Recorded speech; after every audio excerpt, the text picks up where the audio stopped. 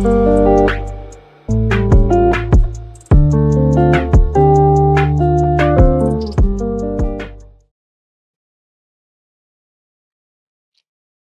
สูงค่าพี่น้องผู้ชมยินเสียงใต้ตีนับยำกุศกุปาแก้มดิกตั้งสายลมอีบาดังขาวลงแรงเบิ้งไหลมาหบทบหบยากันกว่าแทงวันหนึ่งเขาย้อนหาตั้งหักเมตตาตั้งนิมใจตั้งโจมเสือมนเปียวตีลูกตีเถาลาพระเป็นเจ้าเขาขามาแต่อยู่ในหูเสือเขาขากว่าห่างผ่าห่างมันสิกรรมค่ะนวันเมื่อในข่าวก็ได้สืบเห็น1 โครินธ์คาน16สุดเอาลีๆครับพี่น้องค่ะ1 โครินธ์คาน16ค่ะสำหรับบ่รู้ค่ะแต่มีความสั่งปุ่นตาพี่น้องจื้อเจ้าในเมืองโครินธ์ซึ่งหนังหือในวันเมื่อในเฮาก็ได้สืบเห็นกว่าซ้อมกันค่ะเนาะ1 โครินธ์คาน15ที่ป่นมาในค่ะนะสำหรับบ่รู้ที่ซับแรงสร้างล่างรองต่างๆอันจุยสู่ลูกกำลังตายขึ้นดิมาว่าเป็นตีแต่ตีตั้มของข่าวตลาดซื้อเปียวข่าวตลาดดังเกกชอดองจุยสู่เพราะว่าตั้งอันจุยสู่ลูกกำลังตายขึ้นดิมามีข่าวตลาดซื้อเปียวข่าวตลาดดังเกกชอดของพระเป็นเจ้าแต่มีเฮาเขาขาดไหลหันอยู่ในวันเหมือนไหนคะกำในประมาณถึงคานที่16นะคะมันเป็นตั้งอันเฮ็ดซ้อมตั้งอยู่มาที่เฮาขามีในเจ้าเยซูคริสต์อันนั้นก็เป็นตั้งอันแจกปันเพปันลูกล่างตะเปเจ้าหนังกันเพราะว่าลูกล่างตะเปเจ้าตีหนึ่งไหลโฮบทบตั้งทุกค่าตีมไหลโฮบทบนั่นค่ะนะหลู่ไหลจู้ตอมเงินเสียก็ส่งกว่าจอยแถมกันในเฮาขาดได้ไหลเห็นหูเนื้อร้องในค่ะนะในคานที่16มีตั้งอันหลู่เงินปุนดาเดจอยโกนตีไหลโฮบทบตั้งทุกค่าขานใจค่ะนะรองที่2ก็จะเป็นตั้งอันวางแผนการปุนดาได้หับทำนาการของพระเป็นเจ้าอันนี้เป็นส่วนตัวของสลาปอลูคันเนาะรองที่3จะเป็นตั้งอันลุมลากนหับเจ้าพระเป็นเจ้าที่สลาปอลูส่งกว่ามาจะเป็นที่โมเสสในมีสเตผ่านป้าคันนะอีกบาดังตั้งอันสักลิบอยู่ในตั้งหักในเกกางนั่นก็ในอขิงที่มีอขว้างอเยแลในอขิงที่เลยขามตั้งอันเปิ้นเฮเปิ้นคัดในกันเนาะ1 โครินธ์คาน16ข้อที่1ถึง4ครับสลาปอลูเตลาถึงลองเงินหลูเฮาพี่น้องจื้อเจ้าเมืองโครินธ์ค่ะเก็บเงินหลูไว้ปุนดาเดส่งมือปันพี่น้องลูกหลางตะเปเจ้าในเวียงเยรูซาเล็มที่ไหลโฮบทบตั้งหยับพืชมีไว้ในข้อที่1ถึง4ข้อที่5ถึง9เป็นรองส่วนตัวของสลาปอลูข้อที่10ต่อบ่ถึง24ก็ได้ลัดถึงลูกหลางตะเปเจ้าหวังก่อเขาในข้อที่1นะครับย้อนหาลูกหลางตะเปเจ้าในเมืองโครินธ์เนี่ยเก็บเงินหลูเหมือนเจ้าหนังที่สลาปอลูเลยสั่งกว่าที่เจอเจ้าเมืองกาลาตีค่ะนะเขาเฮ็ดเหมือนเจ้าหนังพี่น้องที่นั่นให้เขาที่ไหนดีอามค่ะนะในคานสิพาเนี่ยลาดถึงตั้งอันสวยสู้ลูกกำลังตายขึ้นลิบมากุ้ยกับมือมาถึงคาน16ในซ้ำลาดถึงรอง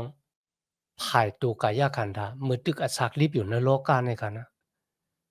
สลาบอลุ่มไหลลาดว่าเนี่ยจะสู้ลูกกำลังตายขึ้นลิบมาวันหนึ่งเขาก็ได้ลูกกำลังตายขึ้นลิบมาพี่น้องเอ้ยเขามืออยู่ในเมืองกลางเขาพุ่นน่ะเขาโจมซื้อมนเปียวอยู่จอมจะสู้กุ้ยลาเนี่ยจ้ะกุ้ยกับเขาคุกจะไล่อาศักต้านมือตึกอาศักลิบอยู่ในโลกาเนี่ยเขาโลมีอาศักลิบปุนดาเดมาจ้าจอยแถมลูกล่างตะเปเจ้าหนังกันซึ่งหนังหือในเขาได้ส่งลิกกว่าถึงพี่น้องในเมืองโครินธ์ค่ะนะจอมหนังเดียวขายำเลยยินค่ะนะหวังปอคนฮับเจ้าพระเป็นเจ้าเนี่ยก็เลยขำตั้งอันต่างอเปียดเหมือนกันค่ะนะ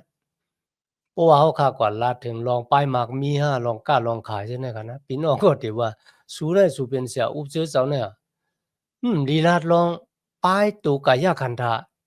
การงานที่จับแสงโลกาในสุรุลัดลองป้ายวิ่งเงินหลายๆก็ในกันเนาะก้อยกาติในสลาปอลูก็เป็นปุ่งหางอันดีกันนะปุ่นตาได้เปียนนี่ตั้งหักที่มีต่อลูกล่างตะเปเจ้าต่างที่ไหลหบทบ ตั้งตุกข่าอยากผืดขานจ้าที่นั่นเขาว่าวันเงาของ1 ปาดอันนั้นก็เป็นวันตะนางกันหน่วยวันติดค่ะนะก็คือว่าลูกหลางตะเปเจ้ามาจู้กันเฮ็ดวัดกูก่อยพระเป็นเจ้าในวันติดปุณดาได้คุกจะไล่ต้านจุยสู้ขามตายปุณดาเพวดาแปดปั่นเฮาคาเลยตั้งอันลูกกระดังตายขึ้นที่มาเฮาค่ะเป็นคนสีตอและมีอสักถาวราโฮมรวยกันจอมมันเจ้าสลาโปรู้ว่ามือมาเฮ็ดวัดกูก่อยพระเป็นเจ้าในวันติดนะวะเฮาสู่ดังหลายเก็บเงินหลู่ไว้มือขามาถึงเลยนะตับโลกว่าฮิบๆแน่ๆว่าเฮาสู่กว่าเก็บเงินที่ก้อนนั้นก้อนใดหนึ่งก็กันได้ไหนตับโลเฮ็ดจังหนังไหนเฮาสู่เก็บไว้อ่อนตั้งที่ขาที่มาถึงพี่น้องค่ะตั้งอันเก็บเงินหลู่เนี่ยอันนี้ก็จอมหนังที่เฮาคาฮู้ค่ะลูกหลางตะเปเจ้าที่เฮ็ดณวันมื้อนั้นก็เป็น10ปุ่น1ปุ่นอีกบาดางตั้งหลู่จอมหนังเจตนาอันนั้นมันจะ10ปุ่น1ปุ่นค่ะนะ10ปุ่น1ปุ่นให้เฮาหลู่เข้าก่อนแล้วซื้อเซาอยู่แล้วไหลมา1เหงเฮาก็เอาออก1ปากเก็บไว้พอถึงวันติดมาเนี่ยเฮาขาก็กวาดในเกียงปีกมันกว่าซะหรือฉะนั้นกาค่ะติมจะ10ปุ่น1ปุ่นเป็นตั้งหลู่จอมหนังใจเจตนาอันนี้ก็มีแท้งก็บ่ว่า10ปุ่น1ปุ่นเนี่ยก็ที่เหตุการณ์ได้เงินเป็นเรือนค่ะนะเขาก็บ่รู้10ปุ่น1ปุ่นกล้วยเนี่ยก็เขาก็รู้เลยรู้ปอกเหลวไว้คั่นน่ะเนาะก็เพราะฉะนั้นมันมีตั้งหลู่จอมหนังใจเจตนาอีกบาดางตั้งหลู่ที่ตั้งอันคุกจะไลกุ่งเกซูพระเป็นเจ้าสละบ่รู้ว่าเฮาหลู่ตั้งหลู่จอมหนังที่เฮาไลหาบมาค่ะนะจะว่าเฮาหลู่บุญดาได้ไลหาบค่ะที่นั่นเฮาไลหาบมาแล้วพระเป็นเจ้าปันแล้วจ่องไกเอา10ปุ่น1ปุ่นนั้นขึ้นปันพระเป็นเจ้าที่ในสำหรับถึงจะ10ปุ่น1ปุ่นเนาะค่ะนะเป็นตั้งอันคุกจะไลกุ่งเกซูของพระเป็นเจ้าพระเป็นเจ้าปันมานำก็รู้ไลรู้นำพระเป็นเจ้าปันมาเอกก็เฮาก็รู้เอก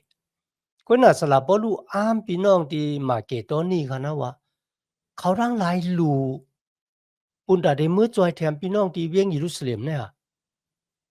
รู้ป่นเอ็นป่นแห้งเขาค่ะว่าอาโลพี่น้องเขาค่ะมื้อไรรับตั้งเกกช็อตเจ้าแหนมันหยุ่มเลยค่ะปุณตาได้เปียนี่ตั้งหักที่มีนจุตาซะเขาเปียนี่กลุ่มเกจูของพระเป็นเจ้าที่เฮาได้รับที่จุยสู้มาเนี่ยเปียออกมาลุยดังอันจอยแถมลูกล่างตะเปเจ้าหนังกันมันเป็นน้องดังดีอ้ามค่ะเสียแม็กกีเวอร์นอนเขาลาดว่าเขามีพี่น้องที่เป็นก็ที่ลุมลาจื้อเจ้าความหมานอาจสิเฮาว่าเป็นโอกาทาเนี่ยก็แล้วกันนะโอกาทาในจื้อเจ้าเขาก็มาลาดีเสียว่าเสียเป็นซังเสียหำสวนตั้งหลู่10ปุ่น1ปุ่นใครวะเสียว่าก็เปิดสังฆสำหลู่เลยสอนลอง10ปุ่น1ปุ่นคะล่ะเนี่ยเขาว่าป้มสอนบ่ได้จึงพี่น้องก็ได้หมอรู้เนี่ยว่ากล้วยน่ะที่ข้าหันในวันมื้อนี้มันจะจังนั้นแหล้วนะที่ข้าหันในวันมื้อนี้อะคนที่ไล่นำเนี่ยหวังก็เขารู้มันป้น10ปุ่น1ปุ่นขนาดเนี่ยปู่หมางเขาไล่มา1เหงเนี่ยบ่10ปุ่น1ปุ่นก็รู้เลยรู้1ปากเว้ยอันนี้เขารู้เป็น2ปาก3ปากก็มีอ้อเนี่ยก็เพิ่นซังเขารู้นำป้น10ปุ่น1ปุ่นกว่าขนาดเนี่ยอันนั้นแหละเขาคุกจะไล่กุ่งกี้จู้ของพระเป็นเจ้า เขาไล่หับมาเอกเขาก็รู้เอกเขาไล่หับมานำเขาก็รู้นำอันเนี้ยมันรู้จอมหนังตั้งอันคุกจะไล่กุ่งเกซูจะว่ามีคนต่างก็มาอาถรรมมาให้เขารู้เนี่ยมันจะเนี่ยครับพี่น้องครับก็ที่ถามเสียเนี่ยเขามีโครงการโคกโคคาโคล่าเนี่ยครับนะหรือเสียนั่นเหมือนกันเขามีผงสัตว์เล็กสารน้ำยาเขารู้สิปุ่นหนึ่งปุ่น กุยกะตั้งอันหลู่ซ้อมหนังกลุ่มเกซูของพระเป็นเจ้าไล่นำหลู่น้ำไล่เอก็หลู่เอนั่นน่ะเสียป้าในรัฐเนี่ยเขาว่าพยายามหันโอกทาก็เนี่ยหลู่ซ้อมหนังสู้เกซูที่เขาไล่หับนำเขาหลู่น้ำเนี่ยมันไปหันนะครับก็เพราะฉะนั้นในก็เขาขาก็หลู่ไล่ว่นใจใครจังเนื้อร้องในกันนะมันบอกว่าเขาขาหลู่ไล่หลู่ซ้อมหนังที่พระเป็นเจ้าปันพรดีมังลาที่เขาไล่หับน้ำหลู่น้ำไล่หับเอหลู่เอในกันเนาะ ปนนั้นดับหลูหลูสิปุนหนึ่งปุนออกค่ะนั่นเนี่ยเจอค่ะเขาขายังตึกหลูหลูอยู่เขาอะเพราะว่าพี่น้องเขาขาหันว่าพี่น้องก็เหล่านั้นจื้อเจ้าเนี่ยที่มีตั้งอันพร้อมมีตั้งตูตันปุนดาเดมือจอมขาที่วิ่งเยรูซาเล็มปุนดาเดเอาเงินเนี่ยมือจอยแถมลูกหลางตะเปเจ้าในวิ่งเยรูซาเล็มมันบอกว่าเขามันมีศักดิ์ศรีกันนะเขามีศักดิ์ศรีมันจอมหนังที่เขาขาหันในวันเหมือนได้กันนะเงินหลูนะจื้อเจ้าเนี่ยมันจะก้นก็เหลียวทิ้งกันเนาะวายเสเขาขาหลูเงินเนี่ยเขาขาลงจองกว่าเนี่ยนะแต่มีคนมานับเงินที่อีสุดมัน2ก็3ก็กันนะก็เปือสังฆลาบ่เนี่ยจึงก็เปือว่าเลิกก้นก็หนึ่งปุนดาได้มือจอมขาเอาเงินมืออาบปั่นลูกล่างตะเปเจ้าในเวียงเยรูซาเล็มเขาไล่ฮู้จอมหันจอมนั่นกันนะมันเป็นเงินหลูกันเนาะในโรมาคาน15ข้อ26เจอเจ้ามาเกตอนนี้กันนะหลูน้ำแต่น้ำว่า2โครินธ์คานเก่าข้อ5อีกบาดางข้อที่12ค่ะอันนั้นเป็นตั้งหลูที่พี่น้องในเมืองโครินธ์สลาปอรู้ว่าสูวนไว้เนาะเจอจังหนังใครหลูมอกาก็หลูอาถรรพ์มากค่ะนะเมื่อมาถึงนัตมานเจ้าคาน24ข้อ17ค่ะสลาปอรู้เอาเงินหลูที่พี่น้องหลูปุนดาได้มือจอยแถมพี่น้องที่ทบตั้งตุกค่าขานจากในเวียงเยรูซาเล็มนั่นน่ะป้าโกนในจื้อเจ้าเมืองโครินธ์ยอก็ให้เขาได้คำศักดิ์สิทธิ์ว่าเงินหลูของพี่น้องเนี่ยมือหอดแผ่วถึงในมือของพี่น้องในเวียงเยรูซาเล็มยาวในกันเนาะพี่น้องค่ะก็บ่ซึ่งนั้นนะเมื่อลาถึงตั้งอันปันซ้อมตั้งอันหลู่ซ้อมหนังกรุงเยซูที่เฮาไหลหับมาเนี่ยนั่นน่ะพระเป็นเจ้าปันพรหลีเฮาจึงหือเฮาหลู่ไหลหลู่จึงนั้นกันนะอันนั้นอะหลู่ซ้อมหนังกรุงเยซูเขาอะเมื่อเขาด้วยในการปานสมัยแก้มลิเก่าคันนะคุณมีวิศิลาเขาหลู่สิปุ่นหนึ่งปุ่นเนาะเพราะว่ากว่าป้องกันดังตั้งอันจอยแถมสิ่งจึงวันเมืองคันนะมันตกอยู่หมอก30ปูนเมื่อก่อนเขามันจะ10ปูน1ปูนเอากันนะคนมีวิศิลาเขารู้ปุนดาปลอเฮกและคนดีวีนะด้านหับทำนาการนักยองปิกหมันพระเป็นเจ้าไหว้เสร็จนั้นเขาก็ถามขอนปุนดาในซึ่งวันเมืองแทงกันนะพี่น้องค่ะอันนั้นก็บ่ตุ้ยนักจำลิเก่าก็ใครนำไว้ให้เขากันนะมันจะว่า10ปูน1ปูนก็นานกว่ากันเนาะแต่จะเอาข้อที่5โตบ่ถึงข้อที่9เนี่ยค่ะอันนี้เป็นแผนการในด้านออกห้อหมอกรัฐแต่ละดังเกตยอดของพระเป็นเจ้าค่ะสลาบ่รู้ว่าเมื่อเขาได้กว่าที่มาเกตตอนนี้แทงกำหนึ่งเนี่ยเขาได้มาแวะหาพี่น้องในเมืองกอรินตูในเขาก็รัดว่าคาดีกว่าตั้งหลาเนี่ยมันเหมือนเจิงว่าเขามีแผนการในเหมือนเจิงกว่าปุ่งนั่นกุ้ยกำจะเจิงนั้นค่ะก็เพื่อเขาฮู้ว่าแผนการของเขาและแผนการของพระเป็นเจ้าเนี่ยวางปอกแผนการพระเป็นเจ้าเนี่ยมันใหญ่หรือเขากันนะเขาพร้อมบุญได้ปูดลายมือพระเป็นเจ้าว่ากว่าดังซ้ายเขาก็พร้อมบุญได้กว่าดังซ้ายพี่น้องเขาวางปอเขาก็ใกล้ๆเลยยินลูกหลางตะเปเจ้าห้ามนั้นก็คนฮับจะจุยสู้กันว่าอะเนอเข้าตั้ง5ปีเนี่ยข้าได้เฮ็ดอันนั้นข้าได้เฮ็ดอันนั้นนะครับนะพี่น้องเขาวางปอก็ลุยดังที่เฮาหมู่ว่าพระเป็นเจ้ามีอโลจึงหนังหือณจุดาศักดิ์ของเฮาค่ะสละบ่รู้ได้ว่าเฮาพระเป็นเจ้าอ่อนส่งในตั้งข่าววันต่อวันครับวันต่อวันค่ะมันจะมีแผนการมีกุ้ยกับพร้อมปุณดาได้ปุดหลาย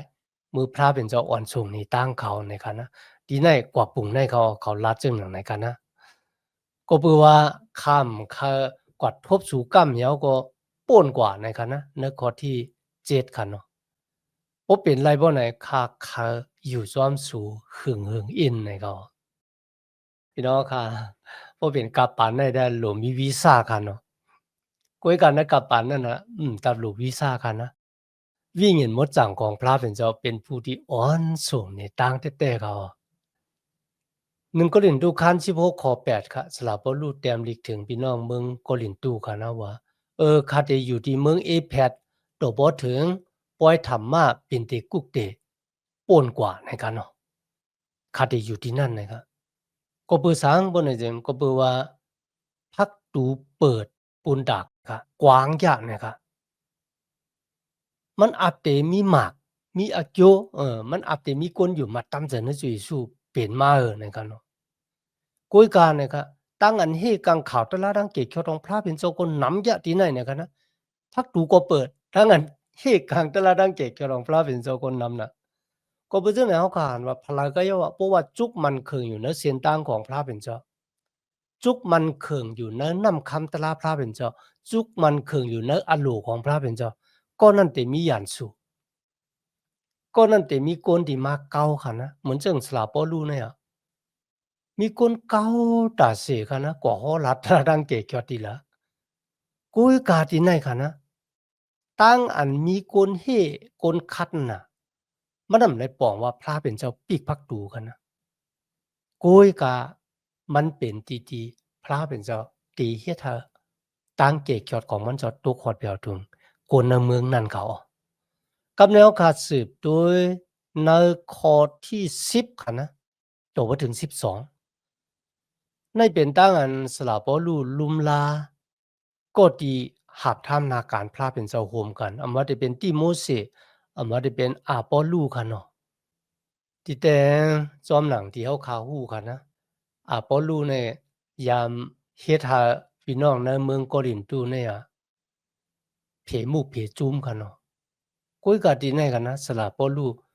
ยังลาดถึงรองของอาปอลูบากันนะหรือสินั่นเหมือนกัน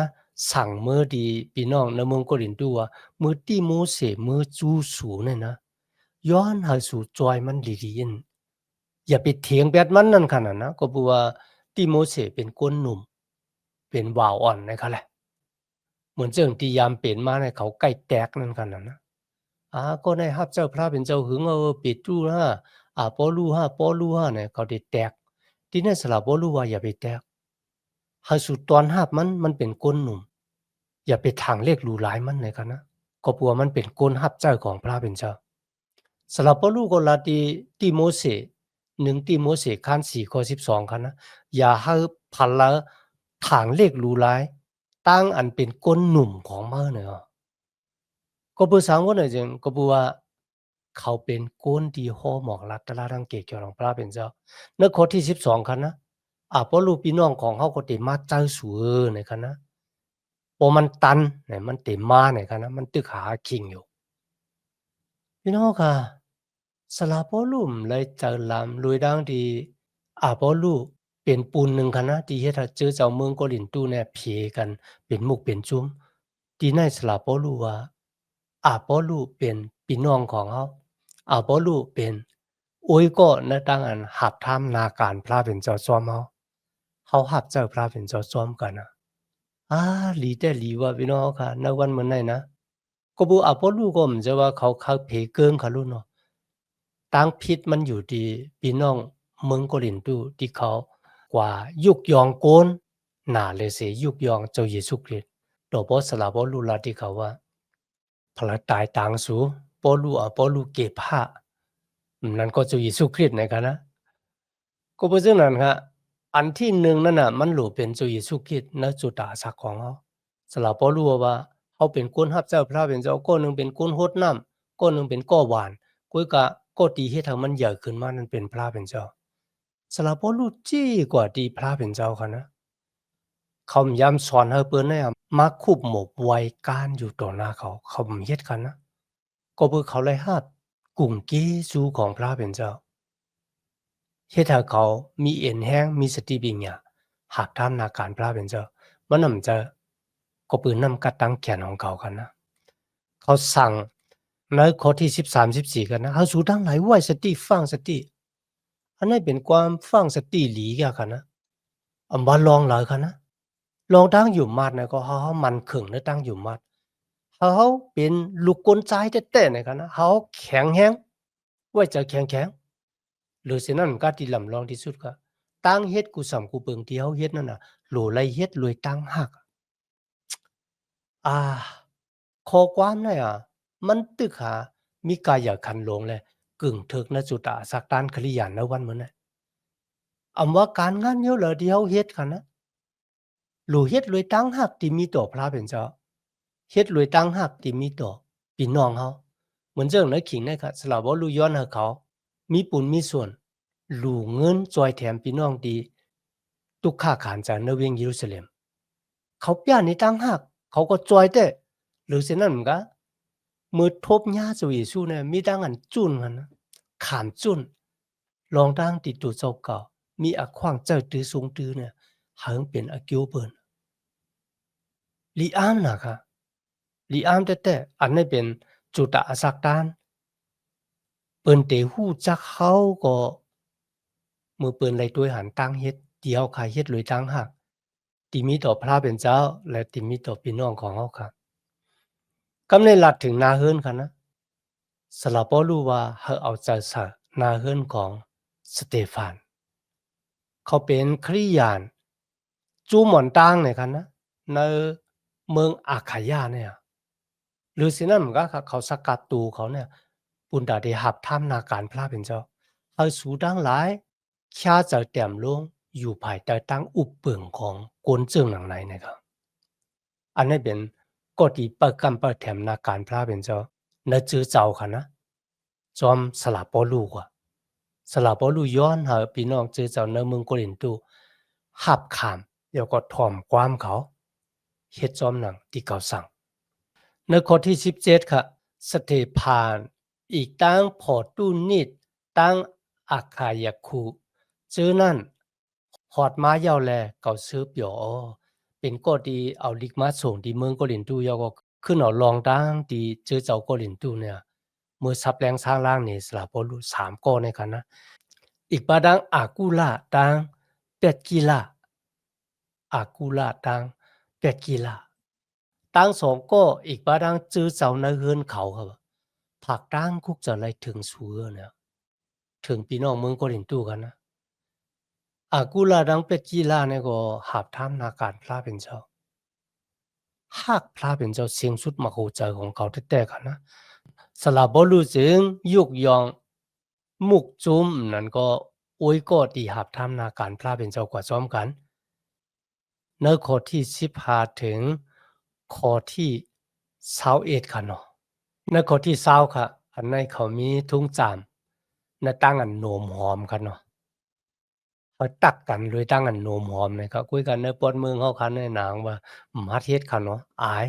ลีอายกันครับมันจะพิงเงทุ่งจามเฮาณวันมื้อนั้นก็หันมีตั้งอันยิบมือกันแหนั่นก็บ่เป็นคนจ่ายหนังกันก็ติกอดกันก็มีค่ะคนยิงหนังกันกอดกันก็มีเขาสลับบ่รู้ลาติแน่ๆใครจ้ามไว้เอ็นเขาอยู่เนาะในข้อที่22ค่ะนะโปกุนก็เริ่มฮักเจ้าเยซูที่เป็นพระเป็นเจ้าของเขาก็นั่นแหละคำดังอันกินว่าอาลามง่ายค่ะนะมันเหมือนเจิงที่เจ้าเยซูถามเปโตรเนาะ20595ในนั้นค่ะนะพี่น้องค่ะเจอเขาเฮาค่ะที่เป็นลูกหลางตะเปเจ้าเนี่ยเพราะว่าเฮาค้ำฮักเจ้าเยซูคริสต์เนี่ยพี่น้องค่ะแนวตั้งอยู่มาเท่านั้นน่ะมันได้มีอากิวอีสังสังสักค่ะก็เพราะฉะนั้นครับปิงยับตราพระเป็นเจ้าก็มี2ปาก้อยค่ะเนาะหากพระเป็นเจ้าเสียงสุดมักโหจายาวก็ฮักเปิ้นดังก็เหมือนจังหนังฮักตัวเจ้าก็ที่ได้สลับบ่รู้ขลาดว่าตั้งอันเฮาหลู่เงินนั่นน่ะเฮาหลู่เลยตั้งอันคุกจะไหลกรุงเกจูของพระเป็นเจ้าในวันติดปาดแล้วปาดนั่นค่ะเนาะจอมหนังที่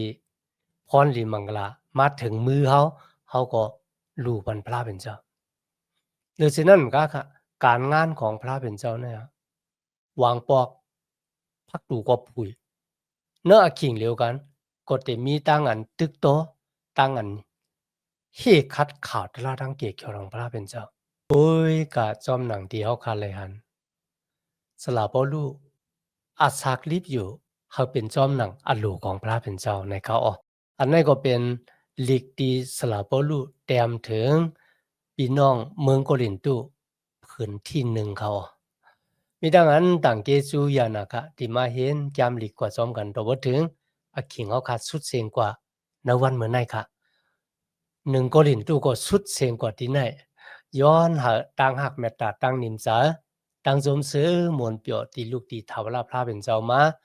โตขอดเพียวถึงนสุตะสักของเฮาคากว่าหังเผอ หังมันสิกำคะเมื่อสูงค่า